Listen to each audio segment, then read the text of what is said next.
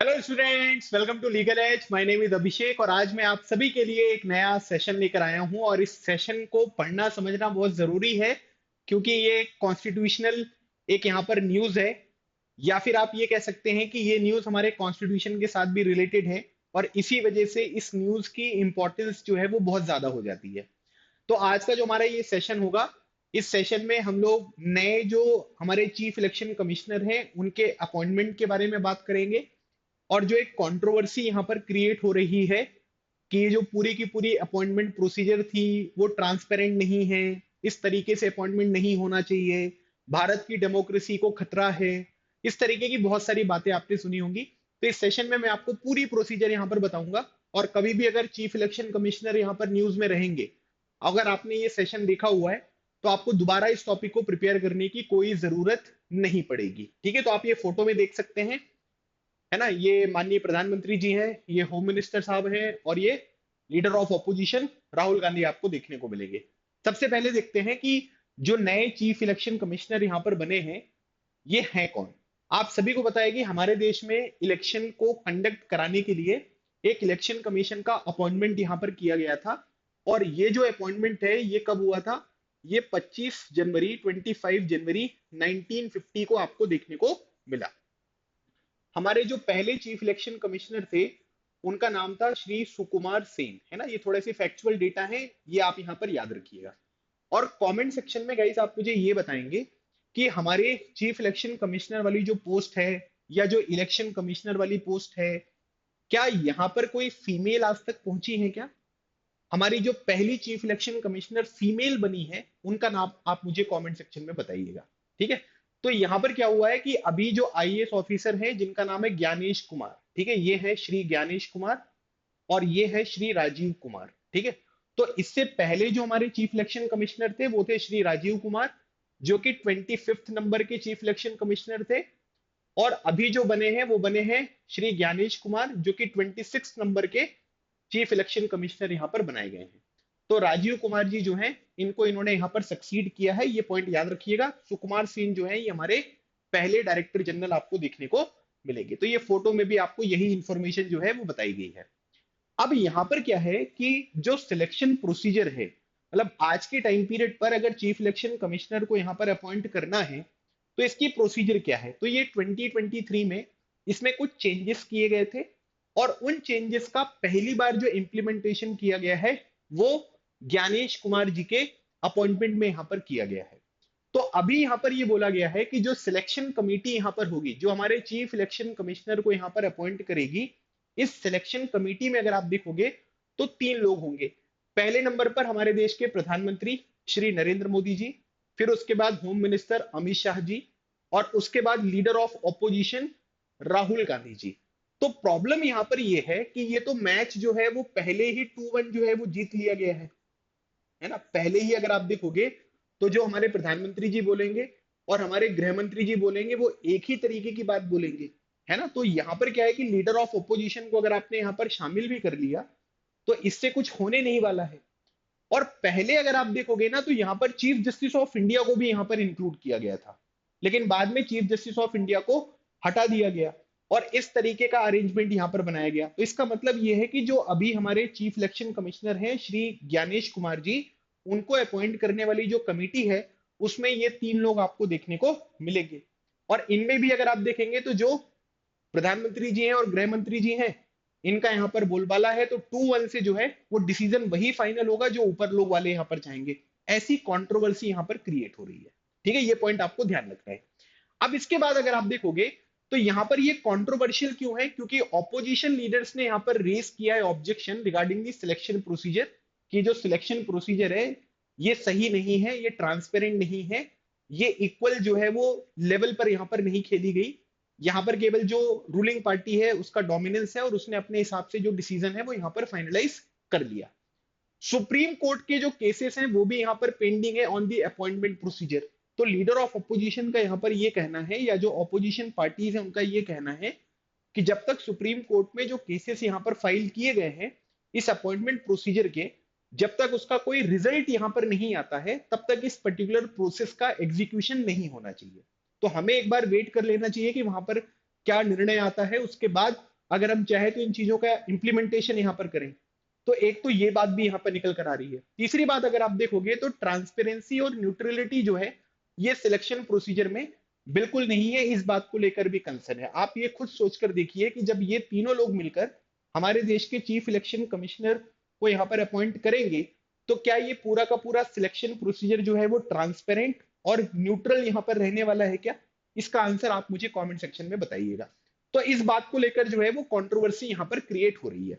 तो अब यहाँ पर इसके बारे में हम आगे भी बात करेंगे, लेकिन अब क्योंकि election commission of India news में आ गया है तो इसके बारे में हम चीजों को देख लेते हैं। सबसे पहली बात ये ध्यान रख लेना कि ये एक ऑटोनोमस कॉन्स्टिट्यूशनल अथॉरिटी आपको देखने को मिलेगी। कॉन्स्टिट्यूशनल अथॉरिटी का मतलब ये हुआ कि हमारे कॉन्स्टिट्यूशन में इसके बारे में जो है वो चीजें मेंशन करी गई हैं, आर्टिकल नंबर 324 से लेकर 329 तक।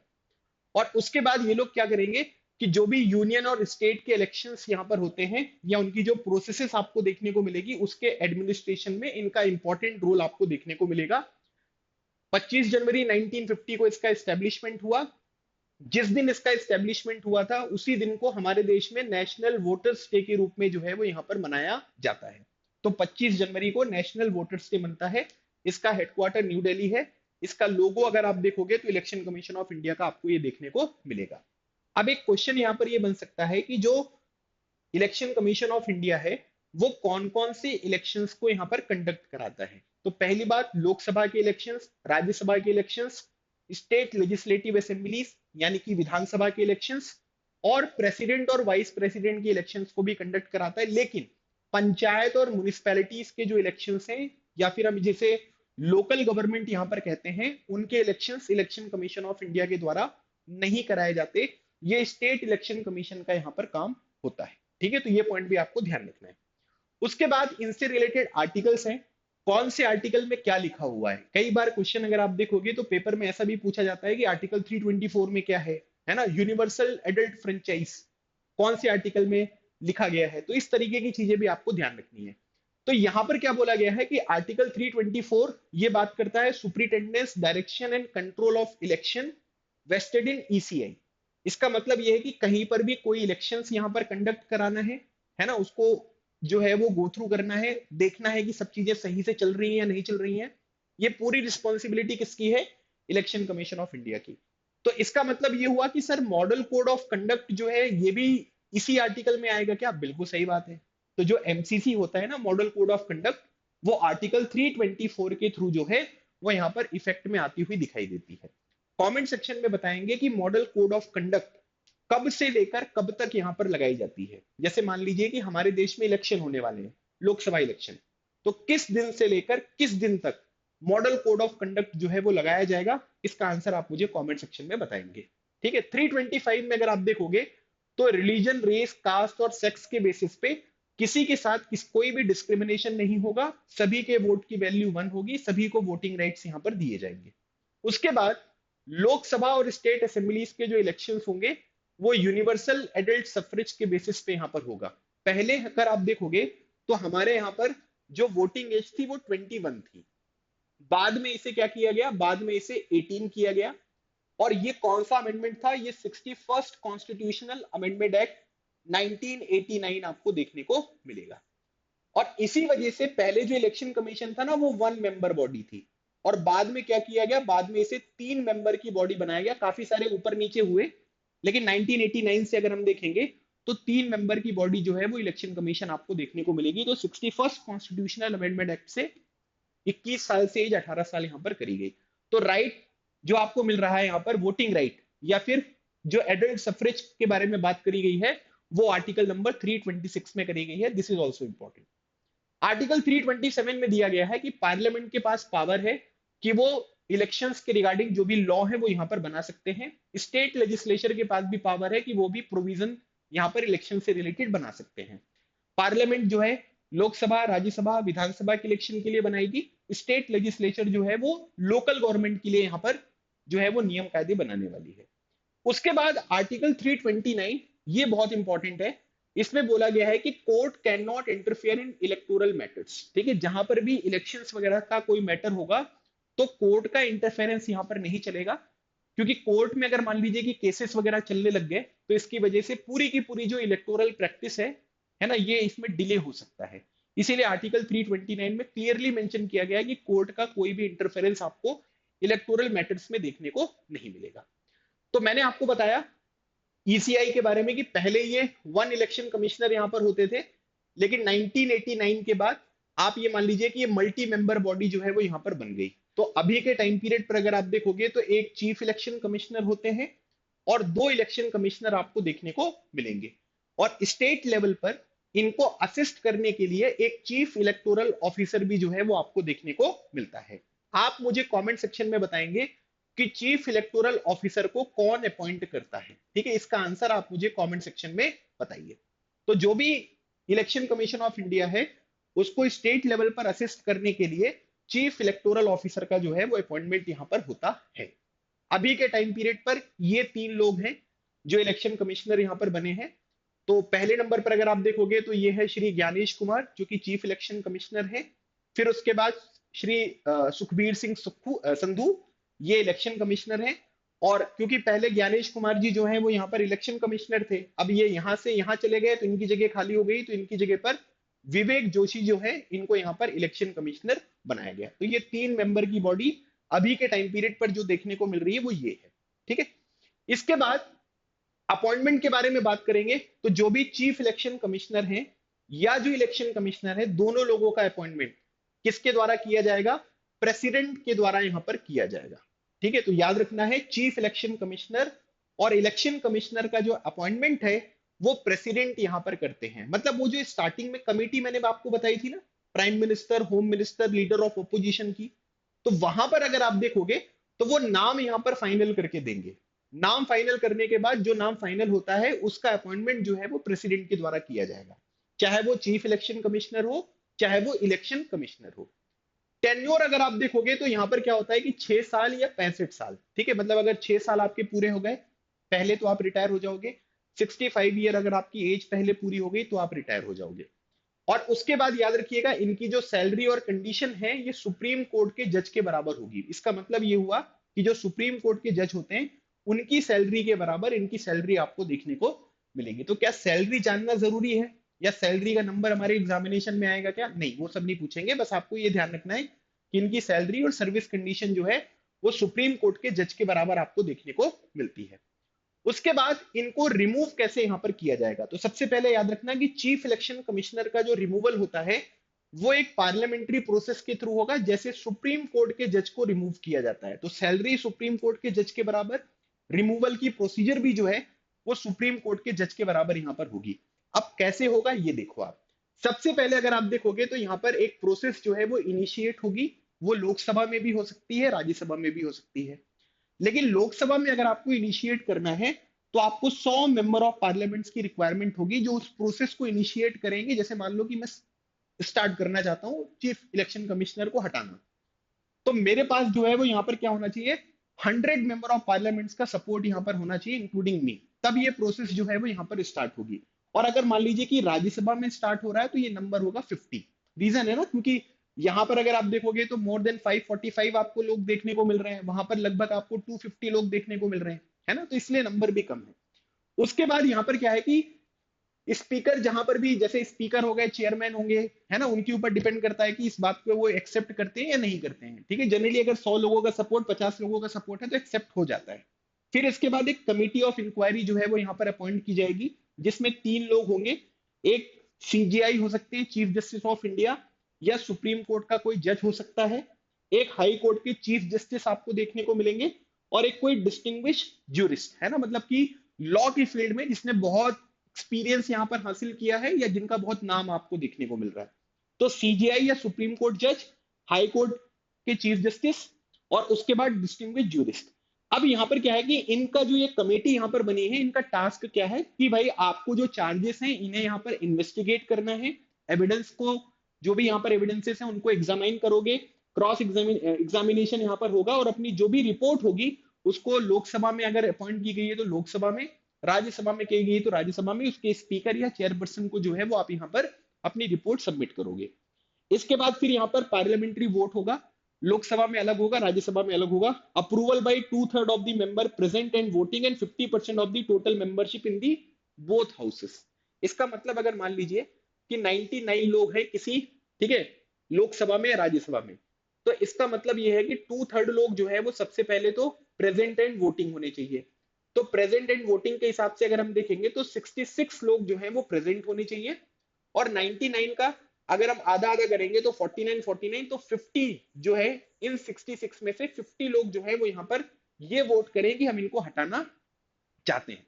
तो 2/3 प्रेजेंट एंड वोटिंग है, और जो टोटल वोट यहां पर पड़ेंगे वो ओवरऑल, याद रखिएगा, total membership in both the houses, ये आपको देखने को मिलेगा। तो एक बार लोकसभा में ये पास होगा और एक बार राज्यसभा में पास होगा।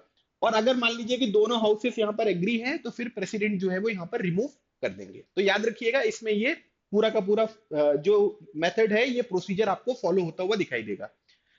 उसके बाद जो चीफ इलेक्शन कमिश्नर हैं, उनके यहाँ पर रिकमेंडेशन पर इलेक्शन कमिश्नर जो है इनको यहाँ पर रिमूव किया जाता है। ठीक है, याद रखिएगा यहाँ पर क्या हो रहा है कि जो चीफ इलेक्शन कमिश्नर हैं उनकी रिकमेंडेशन पर इलेक्शन कमिश्नर्स को यहाँ पर रिमूव किया जा सकता है। तो इनकी रिकमेंडेशन जो है वो यहाँ पर क्या है, वो बहुत जरूरी है। अच्छा, अभी इसमें अगर आपसे कोई पूछेगा तो यहाँ पर क्या है कि ग्राउंड क्या है भाई, है ना, किन ग्राउंड पर जो है वो यहाँ पर इनको आप रिमूव कर सकते हो। ठीक है, कुछ तो ग्राउंड होगा ना। तो इसमें अगर आप देखोगे तो अगर मान लीजिए कि भाई किसी का, है ना, यहाँ पर क्या है कि इनकैपेसिटी आपको देखने को मिल रही है ना, या फिर अगर आप देखोगे तो कोई सही तरीके से व्यवहार यहाँ पर नहीं करता है, तो ये दो बेसिक ग्राउंड आपको देखने को मिलेंगे, प्रूवन मिसबिहेवियर और इनकैपेसिटी। इनके बेसिस पे इनको अपनी जो पोस्ट है उससे यहाँ पर रिमूव किया जा सकता है। ठीक है, चल आगे बढ़ेंगे। उसके बाद लिमिटेशन यहाँ पर क्या है कि जो इलेक्शन कमीशन ऑफ इंडिया के मेंबर है ना, इनके लिए कोई प्रिस्क्राइब्ड क्वालिफिकेशन नहीं है ना, मतलब यहाँ पर क्या है कि भाई कौन इलेक्शन कमिश्नर बन सकता है, इसके लिए क्या कंडीशंस हैं, ये इनकी कोई कंडीशंस के बारे में जो है वो यहाँ पर बात नहीं करी जाती है ना, कि क्या बेसिक रिक्वायरमेंट होनी चाहिए, ये यहाँ पर नहीं बताया गया। इसमें अगर आप देखोगे तो कोई फिक्स टर्म ड्यूरेशन आपको कॉन्स्टिट्यूशन में जो है वो देखने को नहीं मिलेगा। साथ ही साथ no restriction on reappointment of, ठीक है, रिटायरिंग इलेक्शन कमिश्नर। तो कोई रिटायरिंग इलेक्शन कमिश्नर है तो उसको आप यहाँ पर रीअपॉइंटमेंट भी जो है वो यहाँ पर कर सकते हो। तो यहाँ पर क्या बोला गया है कि कोई प्रिस्क्राइब्ड क्वालिफिकेशन नहीं है, कोई फिक्स टर्म जो आपको ड्यूरेशन का देखने को नहीं मिलेगा, जो कॉन्स्टिट्यूशन में मेंशन किया गया है 6 साल 65 साल, है ना, वो उनका पोस्ट पे पहुंचने के बाद देखने को मिल रहा है। और no restrictions on the reappointment of the retiring election commissioner, ये पॉइंट भी आपको ध्यान रखना है। तो ये लिमिटेशंस आपको इलेक्शन कमीशन ऑफ इंडिया की बताई गई है। अब एक केस के बारे में हम बात करेंगे जिसका नाम है Anoop Barnwal versus Union of India case 2023। अब इसमें क्या बोला गया है, सुप्रीम कोर्ट ने इस केस में बोला कि chief election commissioner and election commissioner must be appointed by a committee consisting of, मतलब इस केस में Anoop Barnwal versus Union of India case 2023 में सुप्रीम कोर्ट ने बोला कि जो चीफ इलेक्शन कमिश्नर और इलेक्शन कमिश्नर का अपॉइंटमेंट होगा वो एक कमेटी की रिकमेंडेशन पर होगा, जिसमें प्राइम मिनिस्टर होंगे और लीडर ऑफ ऑपोजिशन इन दी लोकसभा, और अगर कोई मान लीजिए कि ऑफिशियल लीडर ऑफ ऑपोजिशन नहीं है तो लार्जेस्ट ऑपोजिशन पार्टी का लीडर और चीफ जस्टिस ऑफ इंडिया। ये 2023 में जो है वो यहाँ पर सुप्रीम कोर्ट ने रूल किया। गवर्नमेंट ने यहाँ पर ये बोला कि CEC and other EC appointment condition of service and term act 2023, government ने अपने रिस्पॉन्स में एक एक्ट जो है वो 2023 में यहाँ पर क्या कर लिया, ये यहाँ पर पास कर दिया।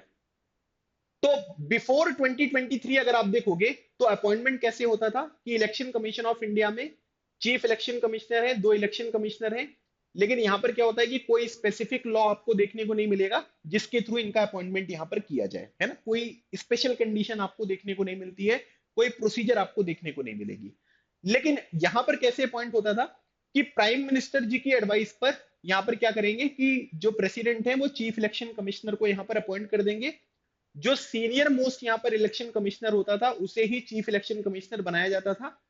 और उसके बाद order of appointment notification determine seniority, मतलब कि जो जब आपका अपॉइंटमेंट यहाँ पर किया गया है, जब वो नोटिफिकेशन आया है उसके बेसिस पे आपकी सीनियरिटी यहाँ पर डिसाइड होगी और आपको उसके बेसिस पे जो है वो चीफ इलेक्शन कमिश्नर यहाँ पर बनाया जाता था। लेकिन अब 2023 के बाद अगर आप देखोगे तो यहाँ पर क्या है कि एक एक्ट आया है 2023 का, इसमें 2 स्टेजेस आपको देखने को मिलेंगी। पहले नंबर पर आपको देखने को मिलेगा एक सर्च कमेटी का फॉर्मेशन होता है। ठीक है, तो इसमें लॉ मिनिस्टर जो है वो इसके हेड होंगे और ये क्या करेंगे, 5 नाम जो है उन्हें यहाँ पर शॉर्टलिस्ट करेंगे जिन पे आपको कंसिडरेशन करना है। तो पहले नंबर पर सर्च कमेटी बनेगी, लॉ मिनिस्टर उसको हेड करेंगे, 5 नाम को फाइनलाइज यहाँ पर किया जाएगा। फिर उसके बाद यहां पर अगर आप देखोगे तो प्राइम मिनिस्टर है, लीडर ऑफ ऑपोजिशन है, यूनियन मिनिस्टर आपको देखने को मिलेगा, जो कि फाइनल कैंडिडेट को यहां पर चूज करेंगे। और उसके बाद जो भी यहां पर नाम फाइनल हुआ है उसके बेसिस पे प्रेसिडेंट जो है वो उसे यहां पर अपॉइंट कर देंगे। तो जो यहां पर गवर्नमेंट ने एक्ट बनाया है, इसमें चीफ जस्टिस ऑफ इंडिया को हटा दिया। इनकी जगह पर कौन आ गए? इनकी जगह पर union minister nominated by prime minister. ज्यादातर केस में अगर आप देखोगे तो ये आपको गृह मंत्री जो है वो यहाँ पर देखने को मिलेंगे। अगर वो प्रेजेंट नहीं है तो किसी भी यूनियन मिनिस्टर को यहाँ पर, ठीक है, जिसको भी प्राइम मिनिस्टर नॉमिनेट करेंगे वो यहाँ पर लेकर आ सकते हैं। अब उसके बाद यहाँ पर क्या है कि जो नया लॉ है ना, जिसके तहत यहाँ पर नए लोगों को अपॉइंट किया जा रहा है, उसमें कुछ एलिजिबिलिटी क्राइटेरिया है कि उसके पास रैंक ऑफ सेक्रेटरी की पोस्ट यहाँ पर होनी चाहिए। और यहाँ पर क्या है कि इलेक्शन के मैनेजमेंट में जो है उसके पास, है ना, एक्सपीरियंस भी होना चाहिए और इंटीग्रिटी भी आपको देखने को मिले। सीईसी और ईसीज आर नॉट एलिजिबल फॉर, ठीक है, रीअपॉइंटमेंट, मतलब कि इन लोगों को रीअपॉइंट यहाँ पर नहीं किया जाएगा। ठीक है, ये बात बोली गई है। और टोटल जो टेन्योर आपको देखने को मिलेगा वो 6 साल से ज्यादा नहीं हो सकता है। और मतलब कि अगर आप मान लीजिए कि इलेक्शन कमिश्नर थे, है ना, उसके बाद आपको यहाँ पर चीफ इलेक्शन कमिश्नर बना दिया गया, तो जितने साल आप इलेक्शन कमिश्नर थे और जितने साल आप चीफ इलेक्शन कमिश्नर रहोगे, ये 6 साल से ज्यादा नहीं हो सकता है। ठीक है, ये बात यहाँ पर क्लियरली बताई गई है।